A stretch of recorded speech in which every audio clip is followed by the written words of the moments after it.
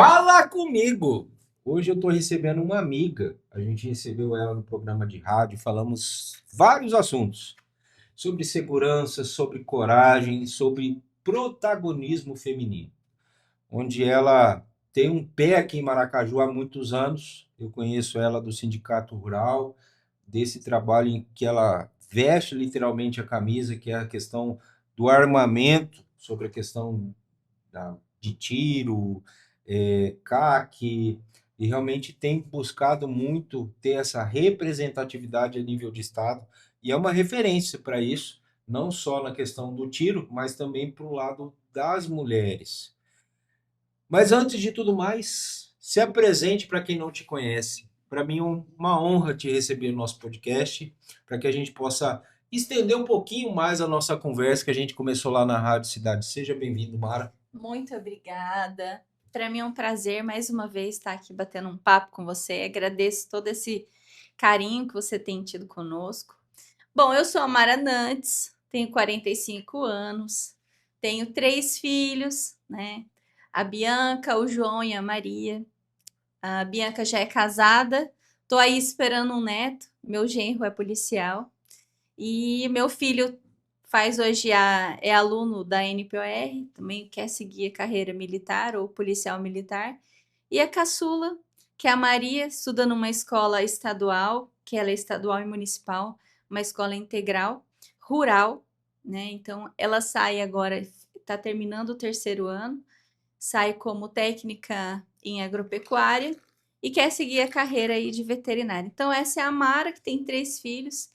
Sou casada pela segunda vez. Estou aqui com meu marido.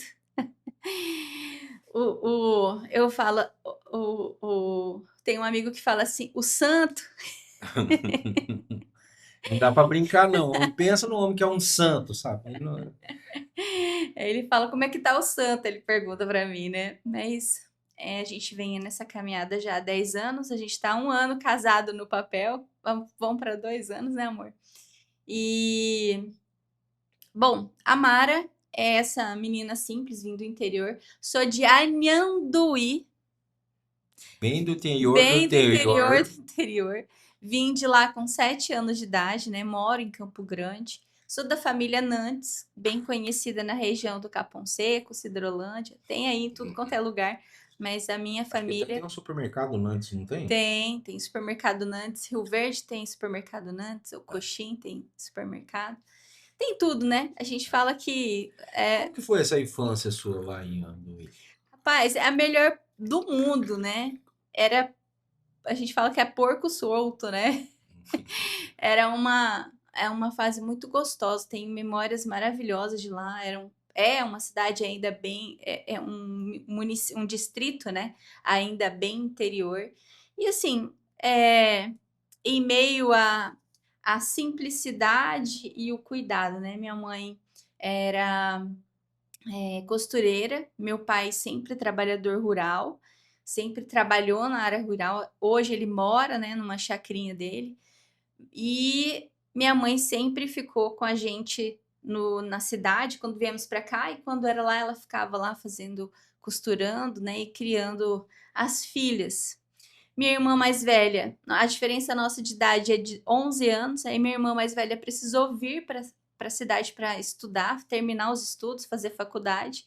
E aí nós nos mudamos para Campo Grande e para que minhas irmãs continuassem seus estudos. Você sempre foi uma mulher que me chamou atenção pela sua personalidade, entendeu? Uma mulher forte, sempre se posicionando e tudo mais. Como que foi construído isso nesse longo da vida sua? Teve alguma situação que você passou para que você assumisse esse protagonismo feminino para ter bandeiras como essa da questão do tiro? Então, como eu te falei, né, a gente que vem do interior, a gente vive uma realidade diferente. Você luta muito para você crescer. Então, desde muito jovem, eu sempre fui uma menina muito empreendedora. Eu empreendia na escola, né? Como a gente era muito simples, financeiramente, né? A gente não tinha muitas condições e eu sempre tive vontade de ter as coisas. Então, na escola eu já era empreendedora, lá eu fazia trabalho na escola, e assim foi continuando. E eu me casei aos 23 anos, 24 anos, com um policial civil, né? E nós tivemos. Eu já tinha uma filha quando me casei, que é a minha filha mais velha, depois tivemos mais 2 filhos. E quando a nossa filha caçula tinha 5 anos, tinha recém-completado 5 anos, num assalto, ele estava de férias, né? E a gente estava montando, já tinha um ano que nós tínhamos o escritório de despachante. Ele era instrutor credenciado na Polícia Federal para aplicar teste. E eu fui ajudar a mexer com a parte da documentação.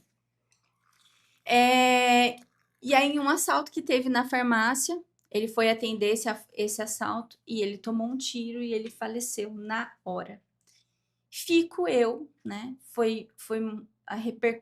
Teve muita repercussão.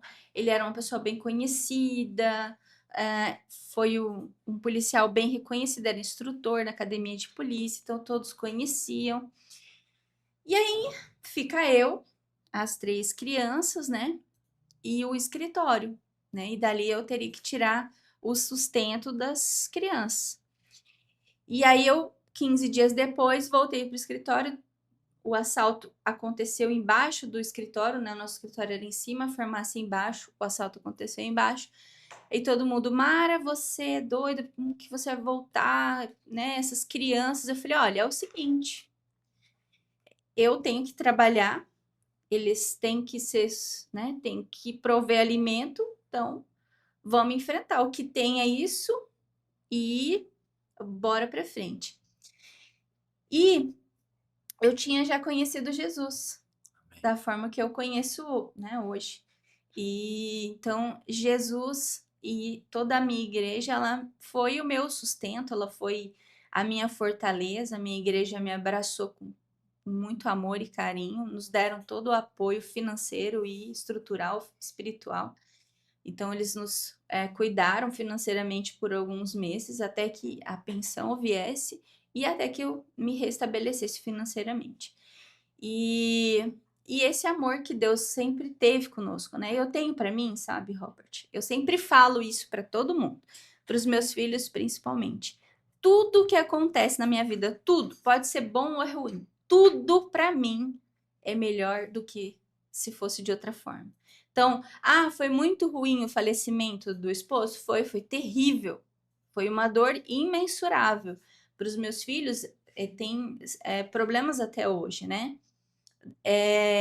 Mas eu tenho certeza, a convicção de que foi melhor do que poderia ser pior. Sempre pode ser pior.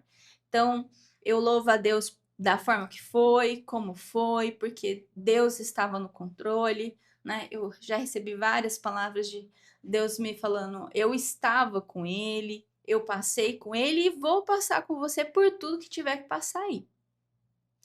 E nós lutamos, e a gente luta até hoje, né? Com os filhos, porque eles são os que mais sofrem até hoje, que mais sentiram tudo isso. Os pais também Que idade tinha sentiram. a sua mais velha? Minha mais velha tinha 13, o João tinha 7, a Maria tinha completado 5 um dia antes. Então, para a pequena foi mais forte, né? Porque sempre a comemoração do aniversário dela, sempre no outro dia tem a lembrança também do falecimento do pai. E eu enfrentei a vida de cabeça erguida, com Deus sempre no controle, sempre levando a gente para onde tivesse que ir. E um ano depois, eu percebi que o meu serviço dependia de eu entender mais sobre armas. Então, como é que eu poderia instruir meu cliente sobre armas se eu não entendia o suficiente? E como é que eu poderia treinar, ou até mesmo naquela meu pensamento assim, será que eu posso ser uma instrutora, né? Eu falei, vou fazer esse curso para mim primeiro, né? Com aquela vergonha, será? E tal. E um ano depois do falecimento do Wesley, eu fui para uma cidade no interior de São Paulo, fiz um curso de 15 dias, então foi a primeira vez que eu saí de casa, que eu deixei as crianças sozinho. Fui para lá, enfrentei esses 15 dias. É guri que fica doente, né? Porque fica sem a mãe, e aí bate outros sentimentos neles. Então, assim, enfrentei tudo isso, fiz o curso, fui bem sucedida, tirei uma boa nota e vim com, né, o certificado de instrutor e com uma baita de uma responsabilidade, porque ali você aprende o quão responsável você tem que ser numa linha de tiro. E assim foi que eu construí. Quem eram as minhas primeiras alunas e alunos? As primeiras alunas eram as esposas de policiais. Por quê? Eles chegavam e falavam assim: Mara, eu não dou conta de ensinar. Ensina aí. E aí a gente, com esse jeito, né, de ensinar, fui aprendendo cada vez mais. Então, minha primeira aluna hoje está numa carreira militar na base aérea, sargento, eu acho que é que é a patente dela.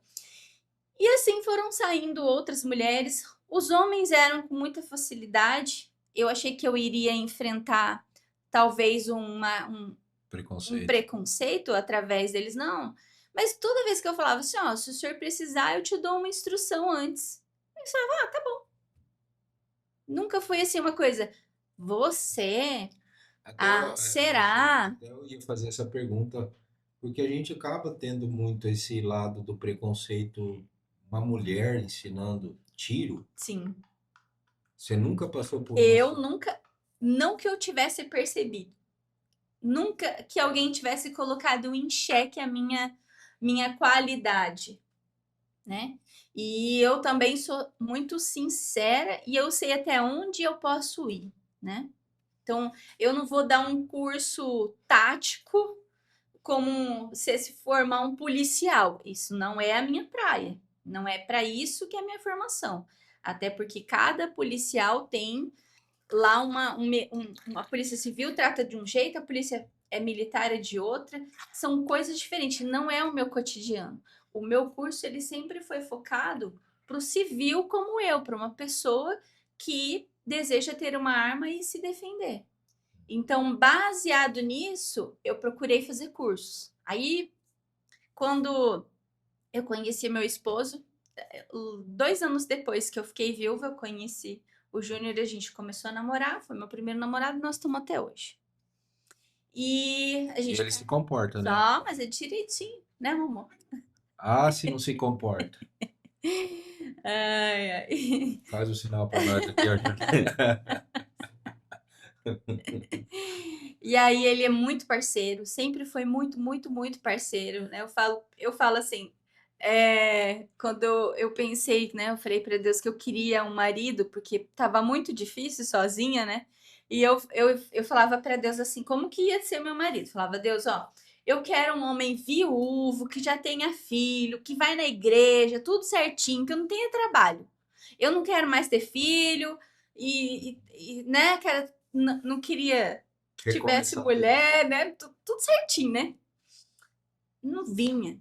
E Deus, e não vem esse homem aí que eu tô pedindo. Até que um dia eu peguei e fiz uma oração diferente. Falei, Deus, é o seguinte: o negócio tá feio, não tá fácil. Manda aí quem. qualquer Não, um. qualquer um não. Falei, manda quem o senhor quiser. Falei, senhor, manda quem o senhor quiser, mas o senhor manda logo, porque não tô aguentando. Mas fui eu fechar a boca. No outro dia eu conheci. E no outro dia a gente já começou a estar junto e estamos até hoje. E depois eu falava assim: é um corajoso, né? É muito corajoso, porque as minhas amigas falavam assim: ó, você não pode falar que você é instrutora de tiro, não pode falar que você tem filho, você não pode falar. Deixa pra você falar daqui um mês, uma semana, senão você vai correr. E não correu, ficou, enfrentou, não foi fácil para ele. Não é fácil até hoje, né, meu bem? Mas nós estamos juntos, ele tem 2 filhos, então ao todo a gente tem 5 filhos. Então a nossa família é bem numerosa, vão ter muitos netos. Que bom. Imagina esses genros também agora, né? Imagina o genro também não Ah, deve é. ser. É Nós já, pianinho o negócio. sim, nós já temos 2 genros. Ele tem um da Raquel, da moça dele, que também já está casando, né? E eu tenho o João Marcos, que é o meu genro. Eu prometi tudo, mas resolveu. Ficou lá, firme, casou certinho, bonitinho. Ah, se não casa Ah, também. se não Ah, se não casa. Mas, Mara, tirando o lado da brincadeira e tudo mais, o que o tiro representa para você? Como ele é um esporte, é a questão de uma defesa pessoal, é uma disciplina, é um estilo de vida, é um recomeço para toda essa história que você passou, porque a princípio você estava ali ao lado do seu ex-marido, Uhum. sendo uma auxiliar dele, que é o Isso. papel da mulher Uhum. dentro do casamento. E daí você se depara com uma situação dessa, onde existe uma reviravolta. E até a gente, no programa de rádio, a gente teve a fala sobre a questão do oleiro, que às vezes a gente vai ser amassado pelo barro, mas com o propósito de nos moldar conforme Deus quer. Sim. E esse às vezes dói, Nó, dói. E às vezes a gente não quer viver não essas quer. dores, mas Deus quer algo diferente para a nossa vida e a gente se molda conforme Ele tem Sim. nesse propósito. E aí, nesse sentido, como que o tiro representa na sua vida? Olha, o tiro, eu acho assim que, pra ser bem sincero, o tiro ele era algo muito nichado na época que eu comecei. Ele era algo para poucas pessoas, né? O tiro esportivo, tô mais sendo. E era algo que todo mundo que fazia tinha receio de contar para outras pessoas.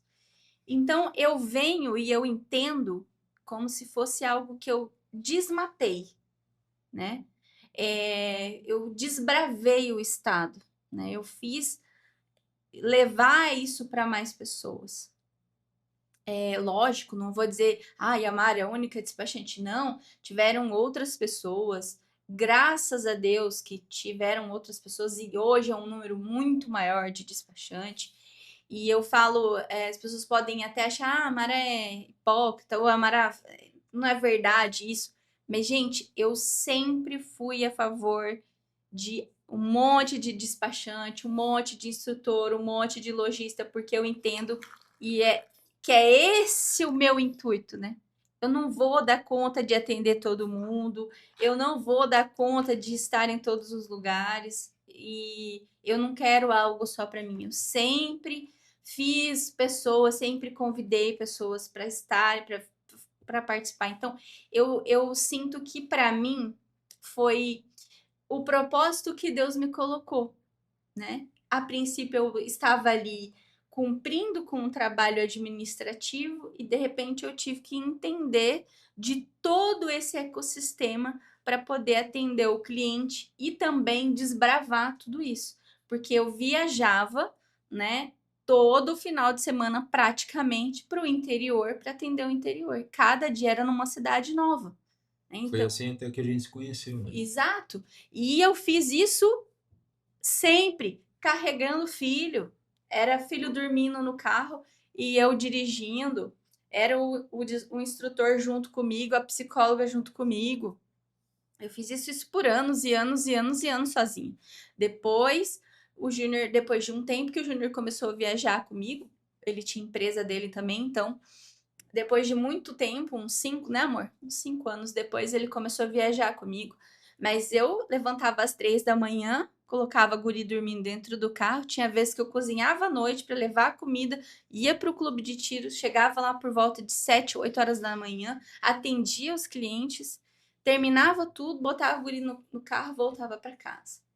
Ou tinha que passar em algum lugar para deixar filho na avó ou no tio para poder fazer esse trabalho. Então eu vi que Deus tinha colocado aquilo, né, sobre os meus cuidados e ele foi me moldando nesse tempo inteiro, foi fazendo eu entender. Eu sempre fui uma pessoa que eu nunca ofertei para o meu cliente aquilo que mais me dá retorno financeiro. Eu sempre fui aquela que estudava o que o cliente precisa. Até hoje eu sou assim, lá no escritório é proibido alguém falar, não, faz isso. Na verdade, sempre tem que haver uma pergunta quando o cliente fala, ah, quero comprar uma arma. Para que você quer? Qual é o intuito? Para que a gente possa fornecer o melhor atendimento, a consultoria correta. Lá eu falo que Lá a gente consegue com você na loja escolher a arma e escolher para que é, porque a arma para defesa é uma, a arma para você ir para o tiro desportivo é totalmente diferente, são situações diferentes e depende do tipo da modalidade de tiro que você for, é diferente a arma. A gente dá consultoria até na escolha do clube de tiro que vai te atender. Então, realmente foi algo que Deus colocou nas minhas mãos e que virou algo que eu levei mesmo com muita força para tudo quanto é lugar. A maioria dos clubes de tiro, dos lojistas que existem hoje, muitos foram meus clientes, né? Era meu cliente, fez documentação, me perguntou, Mara, como é que faz isso? Tô pensando em abrir uma loja, tô pensando em abrir um Eu clube. quero aproveitar e mandar um abraço pro Daniel Baiano ali Sim, de Jardim, acho que ele é de Jardim Guia exato. Lopes. Daniel era meu cliente, né? Daniel agora tá morando nos Estados Unidos. Vou contar uma Voltou. história do Daniel para você. Tá bom. 2012 a gente fez um show aqui do Zezé de Camargo e Luciano. E nós tínhamos uma empresa que chamava 7L. Era Sete Louco. Entendeu? Sete Louco que organizava os eventos e shows aqui na cidade. E aí o Daniel falou assim, Robert, uma chuva, uma chuva, uma chuva. Falou assim, Robert, eu aprendi uma reza para parar com a chuva. Falei, tá bom. E ele foi nesse palco em cima lá, nós na festa da linguiça, e ele num canto, minha, foi minha. Parou a chuva. Parou a chuva. Mas não deu 5 minutos depois, água. Água. Água. Pensa numa água. A fé dele tava pouco aquele dia. Um abraço, Daniel. Ai, Daniel. Daniel, com a Bibiana, abriu uma loja, chamava Cowboys. A loja era linda, maravilhosa, igual ele via lá nos Estados Unidos direto, mas veio a mudança de governo que bloqueou o CR dele, ele não conseguiu tirar o CR do clube ali, que era ali dentro da cidade de Jardim, coisa mais linda, muito bem feito. As coisas dele muito caprichosa.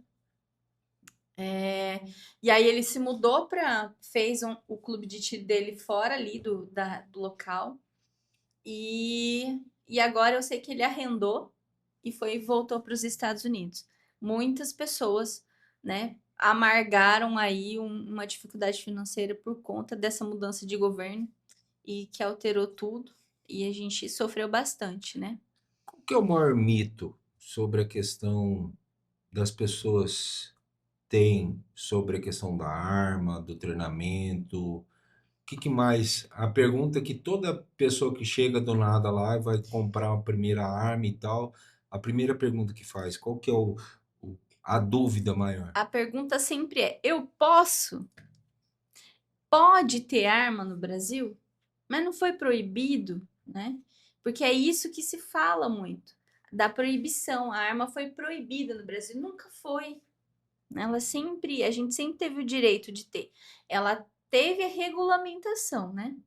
E eu falo, a gente sempre fala que eles querem o controle, né? Então, por que foi instituído cada dia mais um controle sobre essas armas? É por isso que eles querem recadastrar, eles têm que renovar, você tem que comunicar aonde que ela está registrada. Então, o Estado ele quer o controle dessas armas, mas ele autoriza você comprar, desde que você preencha os Siga as regras. requisitos e siga as regras, né? As regras elas são mais para deixar o Estado, digamos assim, eu fiz a minha parte, né? Não são regras que realmente funcionam, mas é uma regra que o Estado coloca para, de certa forma, dificultar e encarecer, né? Porque o processo ele não é barato, hoje já não é um absurdo de caro, mas ele não é baratinho, não é uma coisa que toda a população tem acesso. Uma arma de fogo hoje ela é cara, né? Você precisa se organizar para comprar, não é impossível, mas não é algo que está acessível a toda a população. E isso tem muito a ver com o imposto, porque o imposto sobre a arma de fogo ele é muito alto.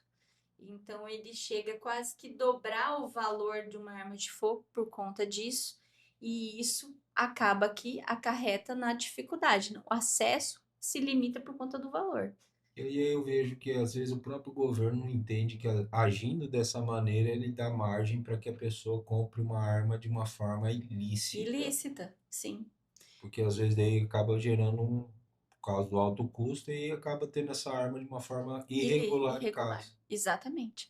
Exatamente, né? Ainda mais no estado onde a gente está, que é Fronteira. um estado com uma fronteira enorme, né? Com uma facilidade do jeito que é.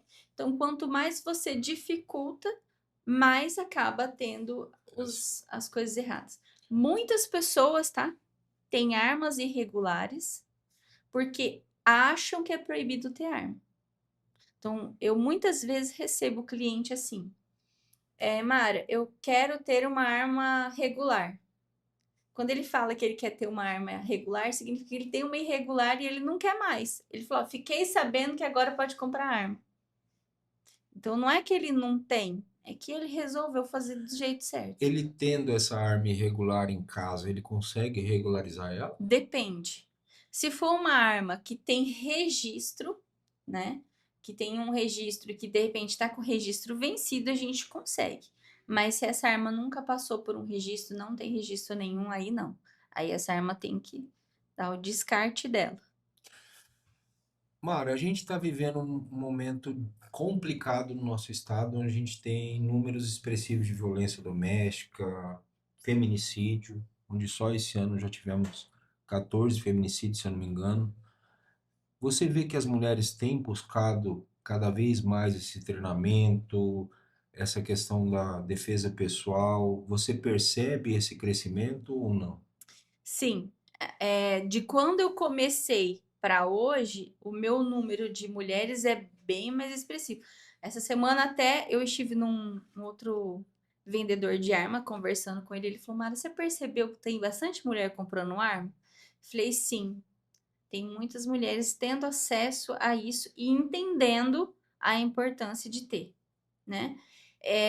Geralmente mulheres que sofreram algum tipo de Violência. violência, né? E hoje, o fato da mulher ser muito independente e ela ter esse poder de escolha, né? Ela acaba tendo também a possibilidade de escolher uma arma, né? Ela tem como pagar essa arma. Então, a liberdade da mulher também trouxe essa questão financeira que ela pode também cumprir. Mas, como eu disse, né? Ainda é um número muito pequeno, não chega a toda a população. Se a gente for olhar aí essas mulheres que sofreram feminicídio, quem são elas? Tinham Não, condições de ter uma arma de fogo, não, né? grande maioria não. Então, é o que eu sempre falo. Por que que tantas armas que são apreendidas hoje? Então, muitas armas são apreendidas no crime. Por que que essas armas não podem ser revertidas para uma defesa dessas mulheres?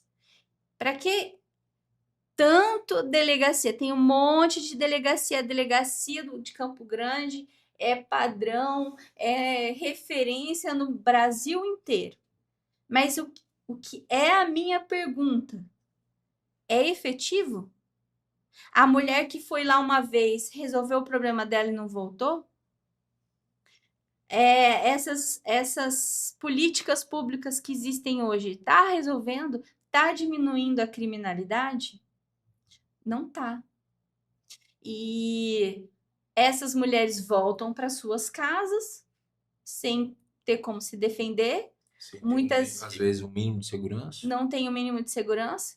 Tem muito relato de mulher que sai dali, volta para sua casa. Chega lá, o cara tá lá e ela sofre de novo. Muitas são coagidas para tirar a, a, a, A a queixa? queixa ou para não prosseguir com o processo, né? A gente tem vídeo de mulher aí em câmera, tô arrependida de ter feito isso, né? Isso a gente vê até na esfera não só das mais pobres, né? Mas a classe, né? De todas as classes, a gente vê mulher também sendo coagida. Então é algo muito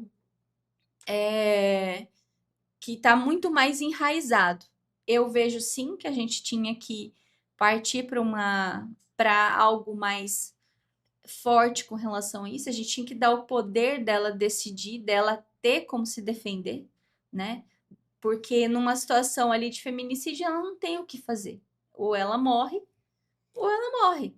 Ela não tem como se defender. Ah, mas vamos pôr elas para fazer aula de defesa pessoal. Uai, que defesa pessoal que vai resolver uma faca, Ou uma própria arma. uma própria arma, né? Então, o objeto arma de fogo é o único que te deixa de pé de igualdade. Lá na Constituição Federal fala que você tem direito, né, a legítima defesa e tudo mais, e que você pode utilizar de meios Equivalentes. equivalentes. E o único meio que vai me deixar de igual com você é uma arma.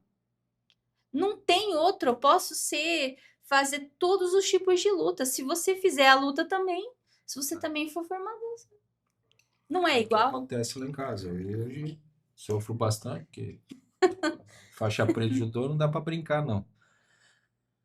O que te motivou? A gente está entrando nessa pauta da questão de políticas públicas, onde a gente vê essa questão dessa insegurança muito grande para mulheres e tudo mais. Isso é um dos motivos pelos quais te motivou a entrar para a política?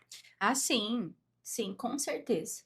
É algo que clama, que queima no meu coração, né? Toda vez que eu vejo uma notícia de uma mulher que foi sucumbida, né? E isso são muitas, muitas, muitas. Não sei se é porque a gente lê sobre isso, o Instagram só entrega sobre isso. Então, realmente, eu sinto mesmo, dói em mim ver aquilo, né?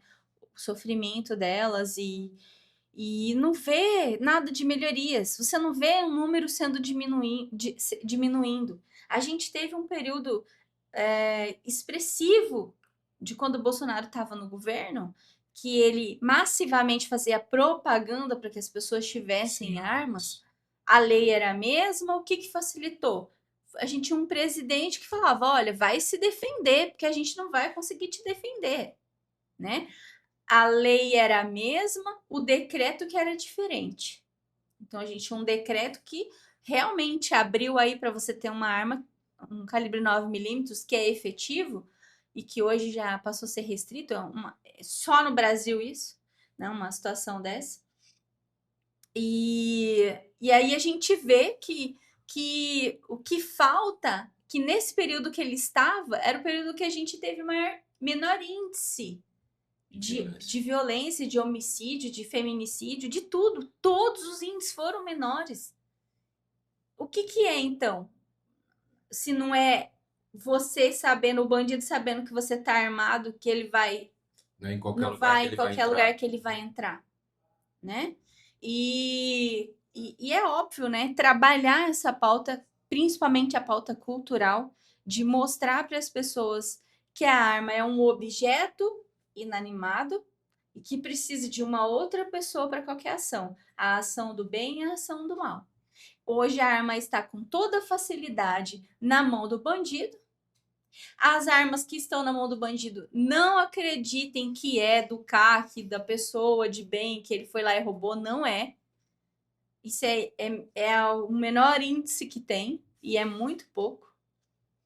Essas armas, elas vêm da nossa fronteira seca, é de lá que vem, caminhões e caminhões. E agora eles estão numa outra modalidade, tá? Eles têm fábricas de armas dentro do Brasil. Eles fabricam armas de fogo em impressora 3D, eles fabricam manualmente dentro de cidades. Já se fechou muita fábrica. Se você buscar, você vai ver que agora é essa nova modalidade. Fora os fuzis que vem a rodo, né? Enquanto que para eu ter um fuzil, eu tenho que ser CAC e só utilizar ele para caçar o javali. O cara vai ali, compra um 762, já tem trocentos ponto 50 e a gente ainda passa um processo moroso, burocrático, para você ter uma 380, né? Você foi candidata a deputada estadual na campanha passada, hoje é pré-candidata. Além do lado da arma em si, Quais seriam as principais bandeiras que você teria como deputada estadual?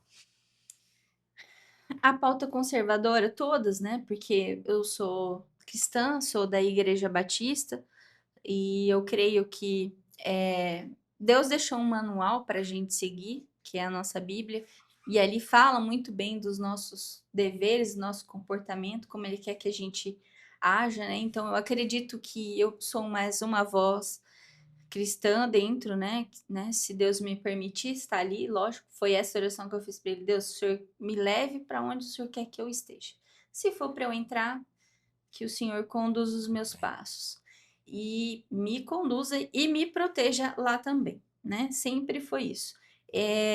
A minha bandeira é sempre essa, a minha bandeira é cultural. Eu desejo que o tiro olímpico estejam nas escolas, tá? É algo que né, ferve no meu coração e a gente ter o tiro olímpico, talvez começando aí pelas escolas cívico-militar. Na Fundesporte hoje, a maior delegação que tem é o judô e a segunda delegação é o tiro. Sabia disso? Não sabia, não. O maior número de atletas, judô e segundo é o tiro. O judô é milenar? Quantos anos tem? Tem várias ações. 1882, aí É. eu tô em Ah, é? casa. Tá em casa. Tem várias associações, é divulgado, tem dinheiro público, ajuda, tem várias coisas para fazer acontecer.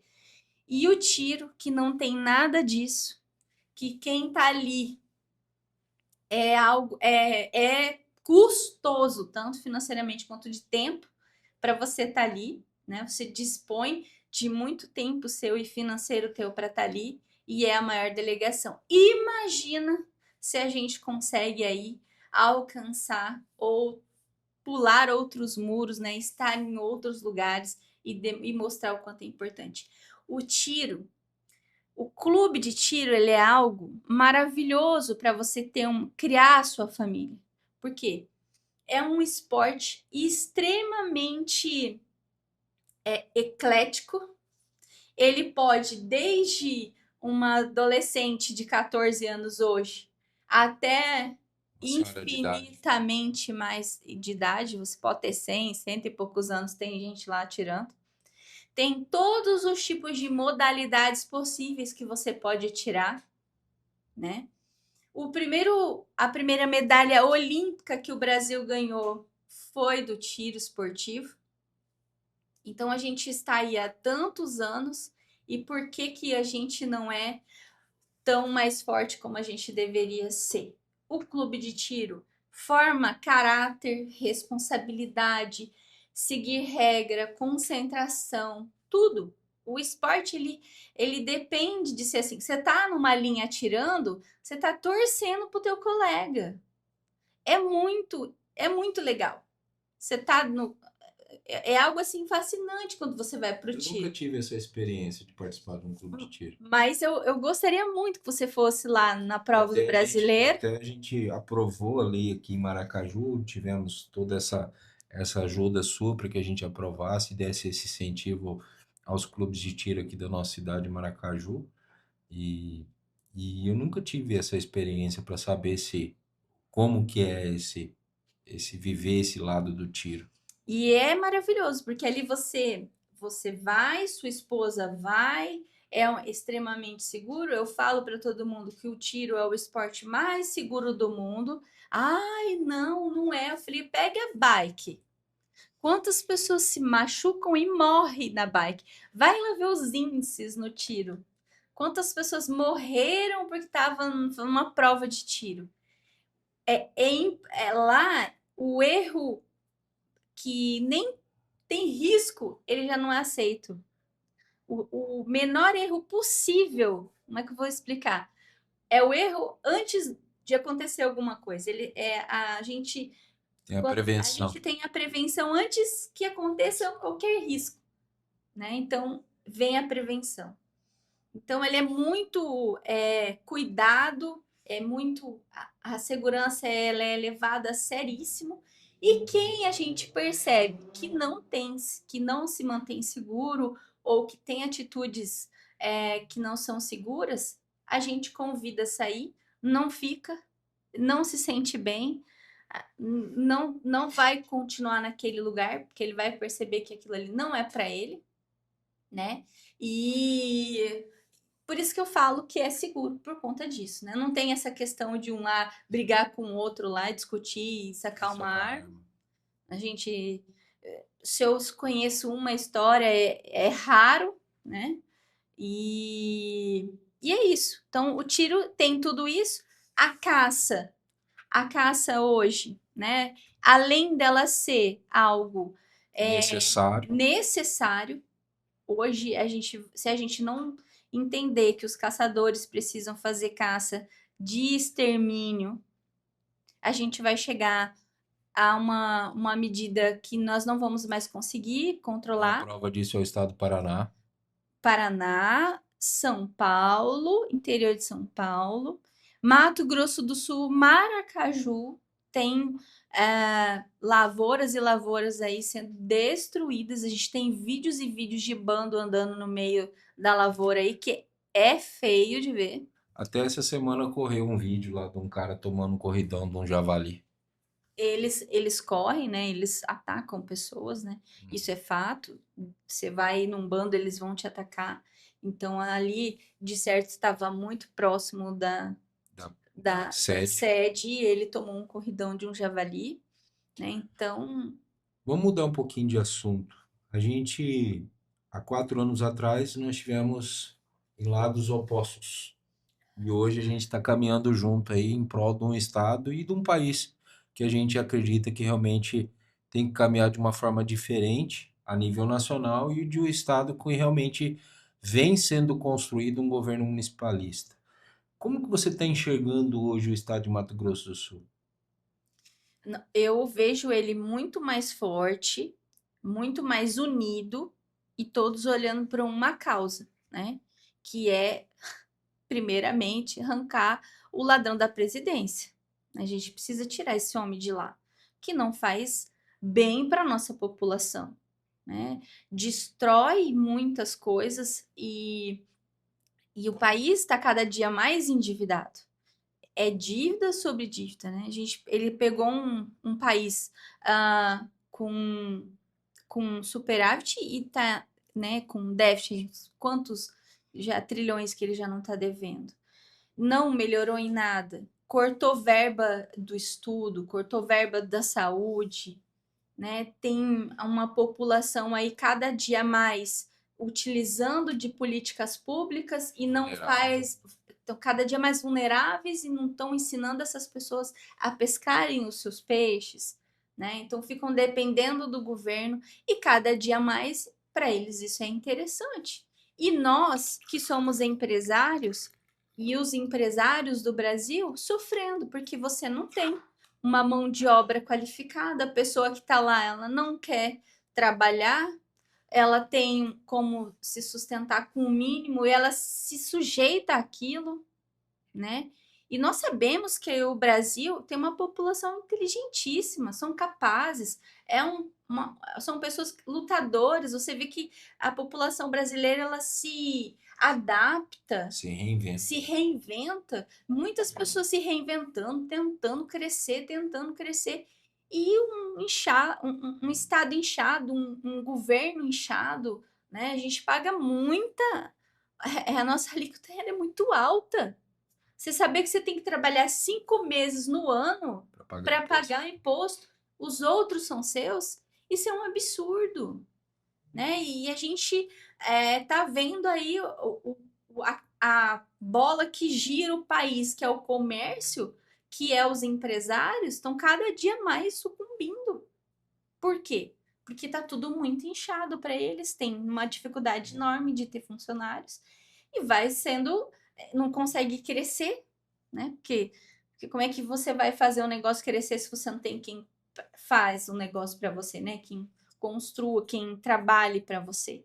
E aí, colocando um contra o outro, né? O funcionário não entende a importância do empresário, né? Coloca-se um contra o outro. E eu vejo assim, a gente tem que mesmo se unir, a gente tem que trocar essa presidência, a gente tem que fazer algo, né? Se é o Flávio, nosso candidato, é para eles que nós temos que trabalhar e trabalhar com afinco para que a gente faça essa alteração.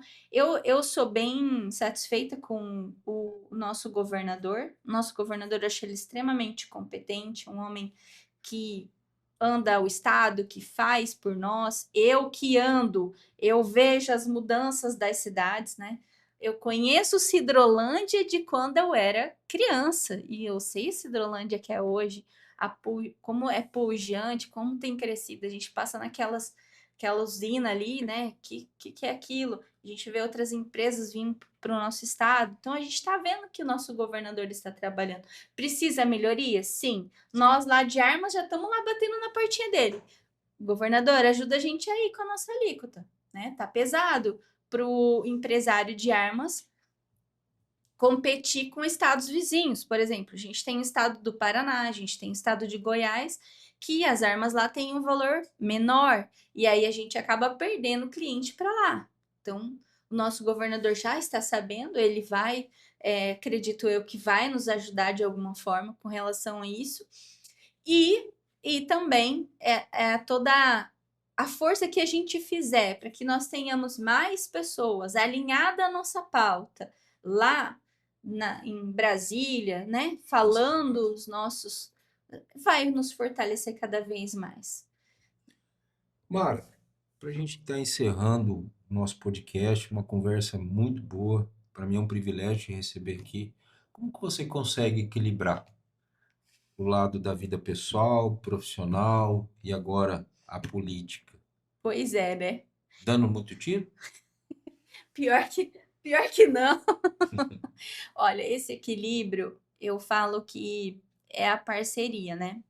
Meu esposo, ele é muito meu parceiro.